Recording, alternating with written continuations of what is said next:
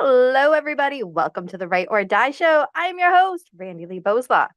On the show, we interview other writers and we talk about mental health from their personal journeys.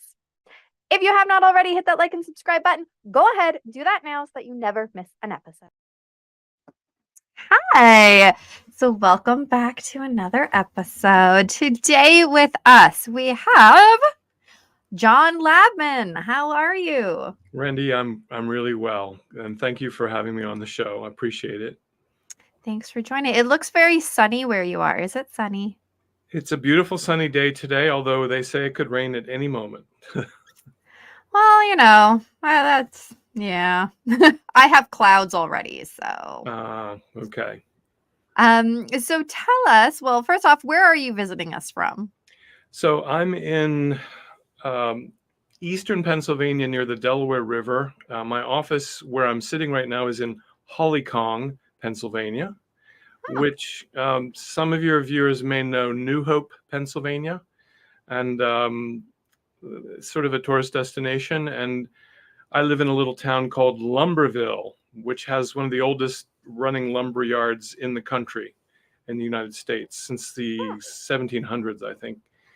That's pretty cool. Yeah, it's kind of a beautiful area. And I grew up not far from here, about a half an hour from here. And after living in the big cities in Philadelphia, New York, when I was in my 30s, I came back here because it's still quiet and beautiful, especially where I live. Hasn't all been built up and crazy, Yeah, it's getting that way over here. About Everywhere is getting that way, actually. right. I keep telling my husband, so totally off topic, but right now it's the big thing of we need to build more houses and whatever, which is fine. But because I'm in Canada, we have a lot of land mass that hasn't been used yet. We're really not that big of a country population size, really. So I keep saying to him, let's just build new cities. Like we're a baby of a country. We really haven't been around for that long in comparison to like Rome and England and all those. I'm like, we're just a baby. We just need more cities in general. Like build more cities, but Right. I don't make those decisions. Probably a good thing. Right. My cat is sitting directly behind me. This is why I keep looking because I'm disturbing her. I'm disturbing her nap. Yeah, but we can't have cats because my partner is allergic. We did have a dog. We lost her a couple of years ago. She was the best. Of course, every dog owner says that, but Maya was really special girl. Anyway, I did grow up in eastern Pennsylvania, so opposite Trenton, New Jersey, which is the capital of New Jersey, where I was born. Our family moved when I was like 1 year old, and oh wow, lived there, and then moved about 5 miles from there when I was 10. When I was 16, I won a scholarship to international school on the south coast of Wales in what had been a Hearst castle. Oh, that's cool. What was the scholarship for? Like, what were you going to study? I was actually going to finish high school, but in the international baccalaureate system, which we were the first class to take from 1971 to 73, that long ago. That's cool. So you took 3 majors and 3 minors, and then you got a year's worth of college credit for that, because we went to school morning, and then afternoon we did service activities. Like I was in the social services unit, and then you had tea, and then in the evening you changed into a different uniform because we had uniforms, and then you went to school on Saturday mornings, and basically we're working all the time. So wow, that's it was busy. It was fun. And after that, I went to college. I started at Haverford College on the main line outside of Philadelphia. Oh, that's a cute cat. She gives you kisses too. She's a sucky baby. She's very mad at me though for waking her up, but she knows that this is the time we do it. Like it's routine. I think she actually just waits for me so that she can be a sucky baby. That's great. So I had some of my first really obvious mental health problems when I was at Haverford College because it was all male and I was gay and not out. So, and I was an evangelical Christian at the time, although I'd been born into the Jewish faith. I'd converted when I won that scholarship abroad, it was really sort of miraculous. I became a convert. Very strange. And then, so I sort of had a nervous breakdown as the semester was ending and ended up at a Christian college down south called Covenant College, where I eventually got a degree. I was going to be going to seminary, but somebody talked me out of that. So I got an English degree instead, because I did love to write and read and always had. Been on the school newspaper in junior high school, things like that. And so from there, let's see, from Covenant College, I ended up living in a Christian cooperative community in King of Prussia, Pennsylvania. And that really quickly devolved into a cult. And I lived there for 7 years in a sort of a brainwashing cult. I'm not hearing your microphone anymore, by the way.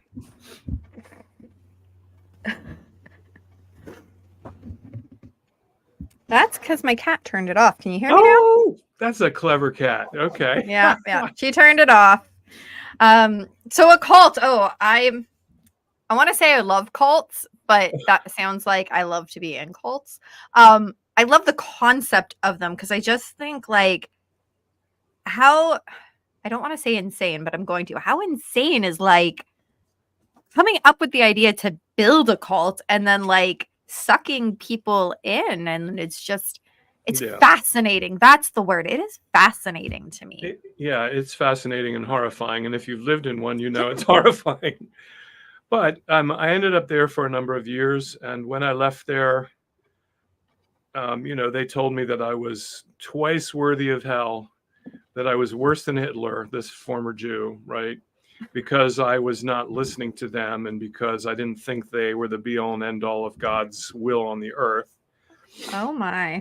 So when I left, I was fairly suicidal at that point, but How old were you at this time? I'm trying to put in my head. Yeah, I was 29, so it's about 40 years ago. Wow. And that's still fairly young in the grand scheme of your entirety of life. It is, yeah. Okay. So from there, briefly, I ended up in therapy, for my first long-term therapy for about 1.5 years. Yeah. I came out of the closet. I moved.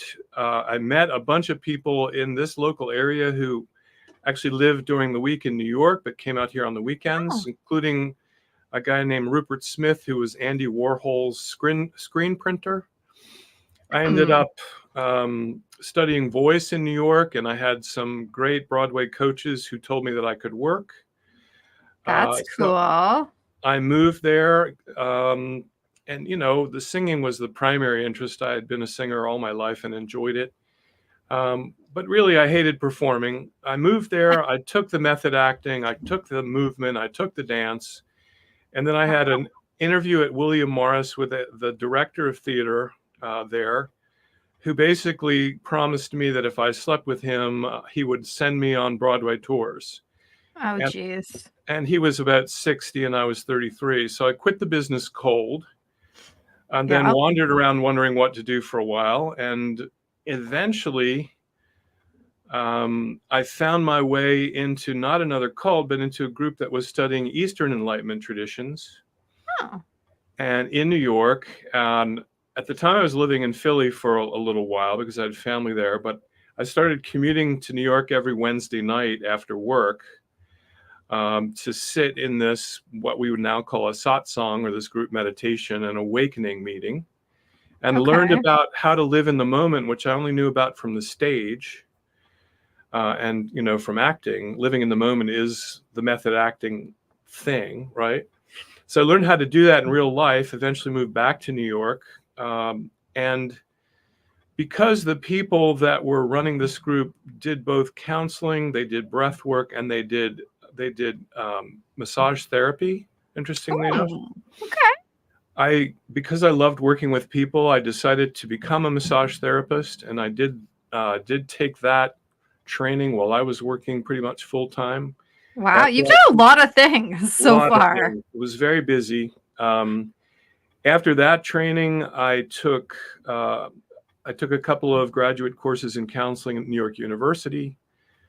And after that, I met my partner out in California, and he moved back to my 600 square foot apartment in New York City, where I was also practicing massage therapy.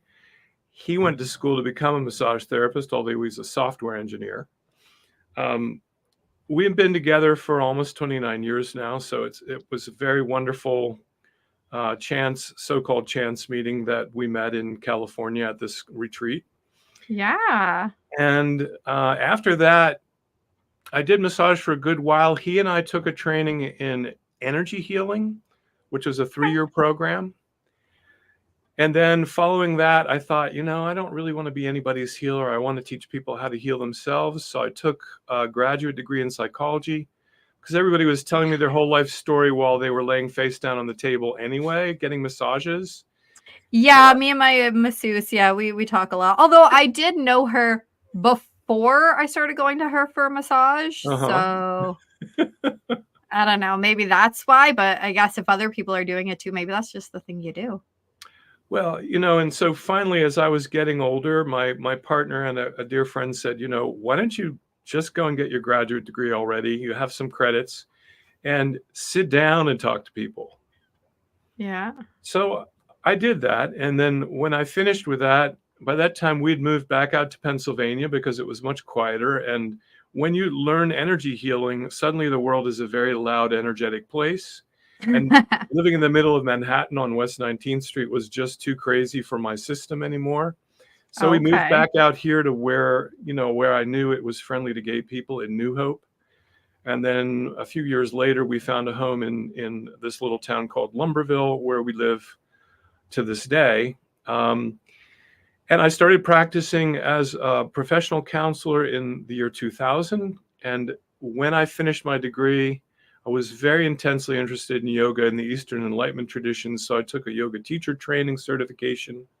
I've done that one. Did you do that one? I've done that one. I mean, of all the things you've done, there had to be at least one that I did do. That's great. And so I've been a professional counselor since. I got licensed in 2010, and to get licensed, I needed supervision. I worked in an outpatient rehab facility, learning to work with people who are struggling with addictions. In that period of time, I discovered, right about the time that I went to work there, I discovered a whole dissociated history of trauma in the family, including in myself and in other close family members who will go nameless for their anonymity. And we discovered this because the next generation was similarly sexually abused by my mother. Your mother? Mother, who had been herself sexually abused by my grandfather. Right? Yep. And that often happens is when one generation has it done. It's what they know, unfortunately. And so they do it. Oh. Right. And it's dissociated. But at that time, as I was working in a trauma, laden facility full of people struggling with addiction, I was discovering that at least 50% of the people sitting in my outpatient office struggling with addictions had histories of trauma, and they had, many adverse childhood experiences. And at that time, I met Dr. Bessel van der Kolk up at Kripalu Yoga Center. And Bessel van der Kolk is one of the kind of internationally renowned trauma treatment specialists. My clinical supervisor was vice president of the mental health facility where I worked, and she said, we'll send you there, come back. We have other people who are interested in learning about trauma. So when I came back shortly after I finished my licensing requirements, I became a mental health therapist, moved to mental health department, and then became the director of the trauma treatment program, where we got 20 of our own clinicians and 10 outside clinicians trained in trauma with Bessel van der Kolk and his whole staff. They were in Boston. We were in Pennsylvania. This was 2011 or 2012. And we did a live link video conference because we didn't have this technology then. Yeah. Amazing. We're fancy now. We're fancy. We did that every Monday morning for 30 weeks, 3 hours. So we trained with him, and then I got a scholarship from United Way to study with Dr. Bruce Perry, who just wrote a book called What Happened to You with Oprah Winfrey, which has been on the New York Times bestseller. By the way, Bessel van der Kolk's book, The Body Keeps the Score, also on the New York Times bestseller list for many years, which is a great book, right? You might have heard of now. I've read that book, actually. Me too. You are not the first to mention this book. That is how popular this book is. You are probably, I don't know, 5th, 6th, 7th person to actually mention this book, which is kind of cool that that book is so widely known. I mean, it's a bestseller, but like it really makes sense. Well, we started to ask the question that's in the title of Bruce Perry's book, What Happened to You, instead of what's wrong with you as clinicians. So we changed the whole approach. I like that. Because that really, I mean, it sounds like the same question, but it's so not the same question. Right, because the original question is there's something wrong pathologically with this mechanism over here called John or Randi-lee. But actually what happened to you and how did you alter yourself? How did you react and respond and survive that? And what patterns did you create in your life that no longer work because they were created for this environment and you now live in this one? Yes, exactly. Oh, I like that. Right. So I'm stealing it. Yeah, please steal it. I mean, it's right out there for everybody. So, you know, in the course of my own work personally, doing a lot of psychological work, I did about 4.5 years of therapy every week. Most of that in New York, and then at other times I did another 1.5 years in 2008 when I discovered this trauma in the family. Just ended the world altogether upside down. And so my personal quest for peace of mind and an end to suffering became a psychological journey and then also a spiritual journey to what's called non-dual awakening or enlightenment. Okay. And so I found there was plenty of good answer in psychology for ego problems, but if you wanted to go beyond the ego and try to deal with why you were still in contraction, why you're still suffering, I found that the Eastern mystical traditions and basically all mysticism answers that question really well. So that's the whole spiel. It's a long story. I'm an old guy, right? So you know what? You're a good storyteller, so it works. It's fine. Okay. So follow-up questions. Yeah. Let's go back to the cult because it's just so interesting. Oh, sure. So you kind of glossed over it a little bit. I mean, because there's a lot to tell in your story. So can you go back to that a little bit and just explain like how you came to be there a little bit more and then what you emotionally felt when you're like, ooh, I got to get out of this? Right. I came to be there because my mother divorced her second husband and said, you're on your own, kid. And the first summer that happened, I lived at college. And then I met some kids, because we were kids, you know, who were from the family that ran the cult. And I got to know that there were a bunch of other students. They were very devoted. They were very intense. And I wanted that relationship with God. I really thought that was the answer to suffering. And in the long sense it was, but not in the traditional sense that I was seeing at the time. So I thought, and I had already tried living in a commune for a while in California. Oh, really? Yeah, I just skipped over that. In early 74, I think it was. You know, I went to what was, you know, a Jesus movement sort of commune in California, sold everything I owned and went to live in community there and devolved into depression and dissociation. And their answer to that, because they didn't know anything about mental health, was to put me on a 28-day water-only fast, doing high colonics in isolation. Oh, cool. Yeah. Yeah. So I was familiar with communities. That one obviously ended up in disaster because I ended up going home and being in a mental hospital for 2 months. What? Okay, hold on. Let's not gloss over this now. Okay. Well, you're asking about cults, so that was. I know. But that's why I had to dig in deeper because I knew there was layers here. Yeah, there's a lot of layers. Yeah. Definitely. So when you what landed you in the mental hospital? So obviously you were physically not well being on Well, this I water lost, diet. yeah, at that age, I was 140 pounds to start. I finished at 115 pounds. I went into a deep depression. I was in a dissociated state, especially because I was isolated. I was Okay, also, so sorry. yeah, You've said the word dissociative a lot of right. times. Can you explain to those that are listening what that actually means? Well, it feels like you're separated from your body and that you're also separated from the three-dimensional reality as we experience it normally.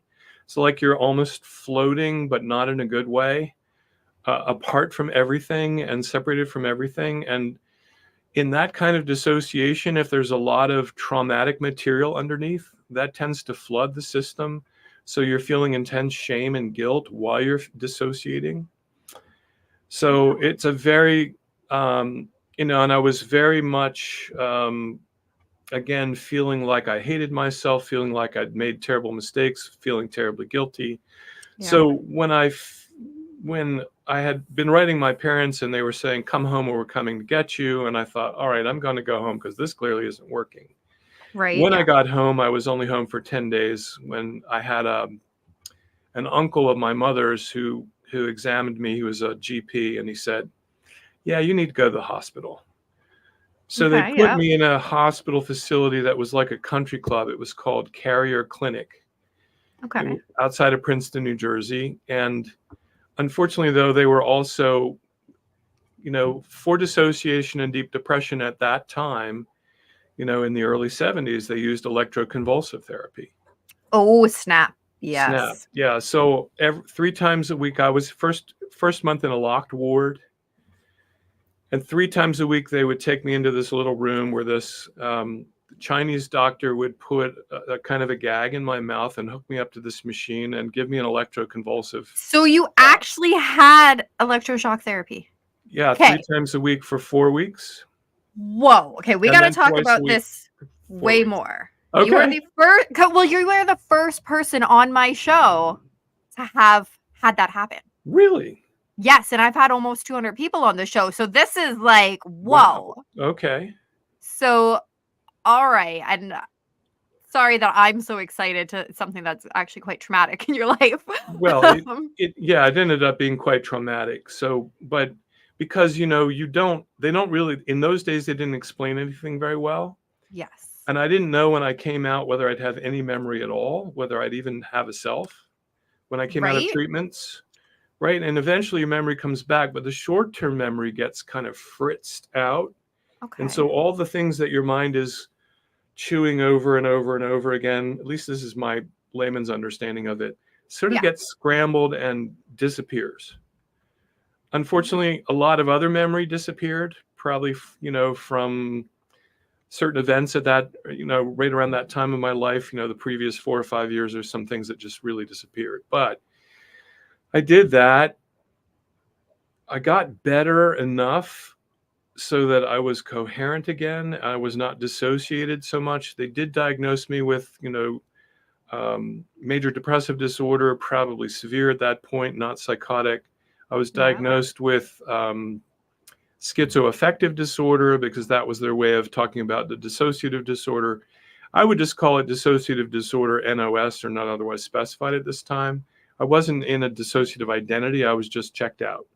Yeah. And it's interesting how the language has changed over the years that Hmm. because there's been more research and things like that. So I'm actually in the process of starting another show where we're going through the history. And so I was looking at Wow. right now I was doing the research on bipolar actually. And yeah, the language that has changed Hmm. to actually get to a point that makes more sense for the actual illness That's right. is Yeah. quite interesting. Yeah. So, I mean, same in this case, right? It's kind That's of right. neat. Yeah. It is neat. And so at any rate, when I came out of that facility, my parents took me out before they were ready to discharge me because they just didn't like what they were seeing. Yeah. Eventually, I ended up in what's called a vocational rehab program, Okay. which got me a job doing something constructive. I worked for an adjunct to like environment ETS, the the SAT people, whoever created that test, they had a testing service it's educational testing service in Princeton. And I worked for an adjunct that was a subcontractor to them. And I went to see a therapist once a week. And the therapist basically said, look, your IQ is like, you need to go to college. So I went back to college, and it was back in college that I met these other people that ended up, like a family to me. And you were asking what drew me there. Well, the woman that really was the heart and soul of the cult, her name was Mm-hmm. Gracie. She was the first person in my life, other than a paid therapist, to listen to my life story for 2 hours. Okay. She gave me lots of love and affection, right? And that's really usually the draw. You don't Yep. see the fear element that they're going to use in a cult until much later. Yep. But the love is what draws you in. And when you've been in a home where there's, sexual trauma and abuse, and nobody has a clue about their own emotional well-being or their own mental health, Mm-hmm. you keep recapitulating or recreating the original trauma. Freud had a name for it. If I can think of it, I can't offhand. But you keep repeating the trauma over and over again until you remember what happened to you. Okay. Repetition compulsion. That's what Huh. it is. And so this was the first repetition of that pattern, that I'm going to go to a woman who looks like she's going to love me, but is going to scare me to death, like my Yes. mother. And she's going to draw me in, and she's going to make my life a living hell again. And teach me that, that I'm not a good enough Christian, that I haven't repented enough, that I'm holding on to some secret sin that I'm not Mm-hmm. apparently aware of, or if I am, I'm just lying to them. So over a number of years, this place just devolved into that kind of brainwashing cult where you had to do everything they said, and you had to believe everything they said, and you weren't allowed to question anything. If you questioned Yeah. anything, you were blaspheming the Holy Spirit. Woohoo! Yep. That's how they get you. Woo! Right. And, I'm about to start working, because of a friend who's involved in this, with a bunch of people coming out of all different kinds of cults, not Christian ones. Yeah. And There's it's the tons of them. same pattern everywhere. Starts out looking like you're going to get a great relationship with the divine that's going to make you special, ends up making you brainwashed and fearful for your life. Yeah. So there's a little primer on cults. Yes, there was Jen. I'm trying to think of her name. There was another person on the show a while back that had also been in a cult, and Mm-hmm. it's fascinating and scary. Yeah. Well, it was so frightening that the last 6 months I basically wandered the living room in the group home that I was living in. We all lived together with other guys. Mm-hmm. I would be awake until 3:00 in the morning when I would finally fall exhausted to sleep, and that went on for months before I left. So yeah, it's a very frightening place. And then you leave, and you're terrified. You're going to be in a car accident and go to hell, or the building's going to burn down. You're going to go to hell, or some terrible thing's going to happen. So that's the early mental health history before there was really a lot of great treatment. I'm just taking it all in right now. There's just a lot there. Wow. But clearly you're doing fantastic now. I mean, you sound like it anyways. I definitely know that we can sound like it and on the inside be screaming in torture. So how are you doing now? I've tread a very arduous path to be well, but the drive inside was, I don't want to suffer anymore. And until there's an end to suffering, which is actually one of the definitions of enlightenment, I'm not going to stop. And so now I'm actually in a place where I'm very, very far along in that spiritual path. It's really even a mistake to use the word I anymore. Okay. And that, for the most part, I mean, there's still emotions that come and go. There are thoughts that come and go. But for the most part, Yeah. I'm not bothered by most of that. And I'm actually a happy guy. Awesome. And, I love my work. I've been a therapist now and also an enlightenment guide for over 20 years, 24 years as a therapist, and spiritual awakening enlightenment guide for 23. Wow. Yeah. So And you must like it. I love the work, and I number one can't afford to quit, but number two wouldn't quit because I really enjoy what I do. So, I also write. I write a column on Substack called Wise Guy. Okay. Have you ever watched? I'm hearing more and more about this Substack. Oh yeah, it's a great place for independent writers and journalists. Yeah. So I've been on Patreon, which but this Substack seems like it's much more towards writers, I guess. It's very, very much writer oriented, and there are a lot of journalists. I don't know if you ever heard of Seymour Hersh or Matt Taibbi.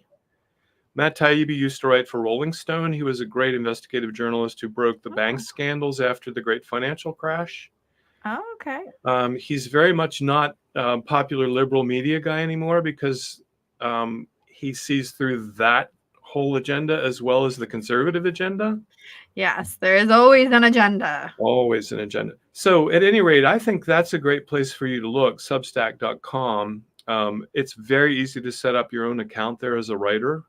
And I've looked at it, but I'm trying to figure out the differences. So yeah, you can, you do free subscriptions. Most of my subscribers are free. They're just my mailing list. And then a few people have joined since. It's a very slow build because nobody knows me at all. I'm a totally unknown person at this age. It's interesting. And so it's just building slowly as it does. I'm not really spending a lot of time there doing all the extra bells and whistles that I could, but some people do a lot with it. They make videos on it. They do podcasts on it. They do audio on it. They now do direct messaging on that platform. It's like become an amazing thing. So yeah, I'm obviously recommending it highly to you. I think it'd be great for you. Yeah. Excellent. So, but I write there, and I've written a number of books. The last one of which is probably the best written because it was edited and also professionally illustrated by an artist. and what's it called? It's called Being Human and Waking Up, a therapist's guide for clients and seekers. Okay. And what is it about? I mean, the title a little bit tells you, but give us a little more. So it's really about the fact that as human beings, we go to school, but we get no training in how to be a human being. We get no training in how to deal with our thoughts, whether to know whether they're true or false. We get no training in where our feelings, our emotions come from, whether they're coming from something made up by my mind or some actual event that has happened. We get no training in what to do with emotional flashbacks or flashbacks of any kind. We get no training in even how to regulate our own bodies generally. We get all this crazy diet advice, none of which really works, right? Or it doesn't work for long. So I've written the first part of the book because I find that in spiritual communities, people are often arriving without any knowledge of just basic human being stuff, let alone how do I get enlightened. They don't even know that a lot of their thoughts are not true. They don't know that a lot of their feelings are made up, just like I made up feelings when I was in method acting school. So they don't get that they're creating a lot of their own suffering already, not to mention whatever happened to them, whatever traumas happened in their lives, whatever tragedies they've been through. So the first part of the book is all about dealing with all that stuff. Okay.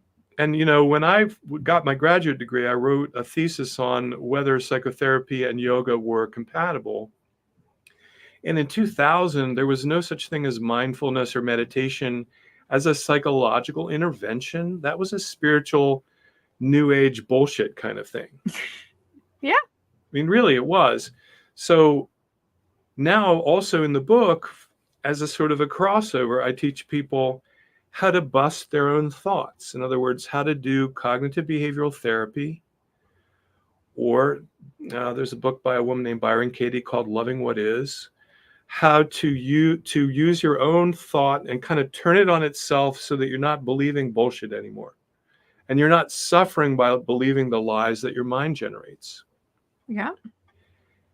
And so I teach people in this book how to meditate, how to be mindful or be present, and how to bust their thoughts or challenge their own thoughts. And then also how to track their emotions.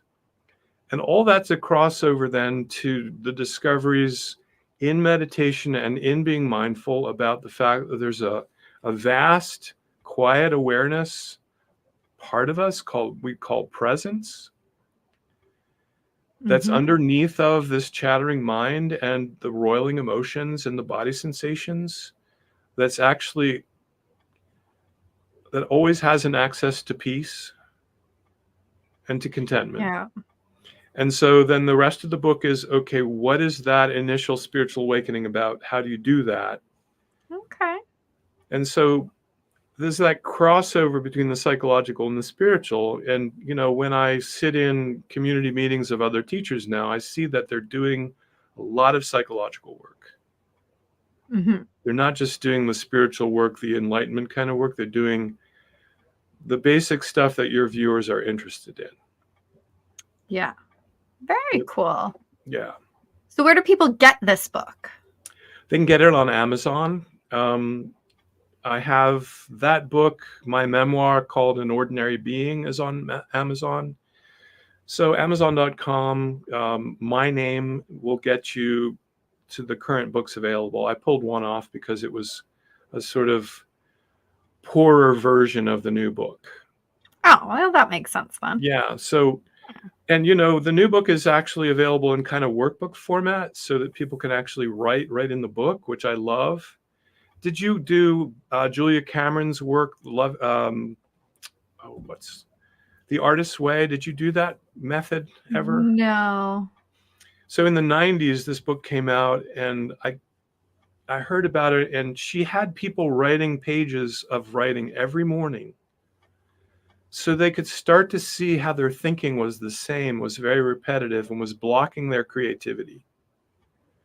It was the most wonderful book because she also had you go on artist dates with yourself. Every week you were supposed to go on an artist date, go and see something that inspires you creatively, or go and hear a concert, or go to a sculpture garden, or go to a flower garden, or go sit in your own garden, right? Yeah. So the writing piece became very important in my own kind of process. And journaling is very important for a lot of people in terms of, understanding what's in the mind and what's in the way of doing the deepest heart's desire. So I find, of course, you're a writer, you're sponsoring this for writers. You know how important that is for our own mental well-being. Yes. And it's one of the most common coping strategies that's given on the show. Right. It's a wonderful coping strategy. And, for those who aren't verbally oriented, if they're artists, I tell them, look, draw what you're thinking. Yeah. Or record verbally now, because you've got a cell phone that'll do almost anything. Record what you're thinking verbally. Or act it out in three-dimensional space, or dance it. There's all kinds of ways to express that. So it's really great. You've probably done a lot of that yourself. Yeah, without really thinking about it necessarily in that regard, definitely have. Right. Yeah. So anyway, I've kind of tried to segue across the streams here to what I hope your viewers are interested in. Do you have any other questions? I mean, I don't even know how much time we have left. We have as much time as I say we have. Okay. I have no idea. I thought it was set at 30 minutes, so I'm like, well, I don't know. Okay, I'm worried it's about anywhere from 30 to 60 usually. I don't like to cut people off. You have a story to share, and it's important. Well, thank you. What is your favorite coping strategy? Oh, well, there are a couple, honestly. I love to walk in nature. That's a favorite coping strategy. Meditation is a very important coping strategy, not because it bypasses the emotions, but because it calms you down. Okay. Writing is a favorite coping strategy, and gardening. I love to garden. And being in the dirt, you literally get the negative ionization from the earth, which counters all this electronic stuff that we're dealing with all the time. Okay. And also, you're obviously intimately involved with the environment that's literally feeding you. So it's very difficult to think of yourself as separate, discrete, alone, and isolated. Yeah. I am very much looking forward to the nice weather to start my garden. Yeah. What do you like to grow? Strawberries. Ah, I have a flower garden too, but I love strawberries and raspberries. oh, wonderful. I tried strawberries. I was a miserable failure with them. Raspberries, however, do very well almost on their own. You just have to prune them every year, right? Right? Exactly. I love them. My dog 2 years ago destroyed all of my strawberry plants. Ah, So we had to put up a new fence around the garden last year. So last year was the test year. Can he break through this new fence? He cannot. So this year I'm going to do brand new strawberries across good. the garden, and I cannot wait because I'm going to do a big 8-foot long one. And that way, when my grandson comes over, because he loves coming over and stealing all of my strawberries, maybe I'll get some too. You have a grandson? I do. He is the cutest little button. You look like you're about, I don't know, 38. How could you have a grandson? I'm younger than 38. Ouch. Oh, golly. Yeah, no, I am pretty darn young to have a grandson. However, I have one and I adore him, and he is the light of my life. Wonderful. Well, I don't mean any disrespect in any way. No, it's okay. It's just when people I say like being grandson, called I'm young. like, okay. Good. All right. Yeah, no worries. So is there any last thoughts that you want to share with anybody? Also, where do we follow you other than Substack? My website is simplyawake.com. You'll also find me on Facebook, on LinkedIn, on Instagram now, all of which I'm doing reluctantly because I'm a kind of a Luddite in a way, right? One of those guys that doesn't like new inventions, but I understand that if people need help, this is the media to which they turn now. They don't read so much as when I was young. Yes. Right. So that's where they find me. And Simply Awake is all one word.com. There's a lot of, there's older blogs there. You know, my newer writing is all on Substack at Wise Guy, and very accessible, and it's free if they want a subscription. Awesome. Yeah. So yeah, any last wonderful words to share before we say goodbye? I would say this to your viewers: don't give in to the suffering. You can actually end your suffering. Persistence pays. That's it. I like that. Well, thank you so much for joining us. Thank you, Randi-lee. It was such a pleasure. You're such an easy interviewer and so much fun to work with. Thanks. Yeah, it was great. So well, maybe we'll meet again. I'm sure we probably will, because we have barely touched your story. I feel like there is so much more there. But you know, when you only have this much time, that can be very tricky. Yeah. Well, I'd be delighted to come back if you ever want me back. That'd be lovely. Yeah. Definitely. Okay. Nice to meet you. As always, thank you so much for the amazing guests that we have on the show. Be sure to check out their links down in the description below. If you want to support the channel, go ahead and check out our merch store. We've got some very cool things on there. That's my favorite. Sorry, I'm busy ending the stigma. But there's some other very cool designs. 10% of the proceeds always goes back to the Canadian Mental Health Association. Be sure to follow us on Facebook at RB Media, because we have some great new shows coming up and you never want to miss any of those episodes. And remember, the only way to end the stigma of mental health is to speak openly and honestly. Bye. That's wonderful. I love that close. That's great. Just waiting for it to actually end. Going.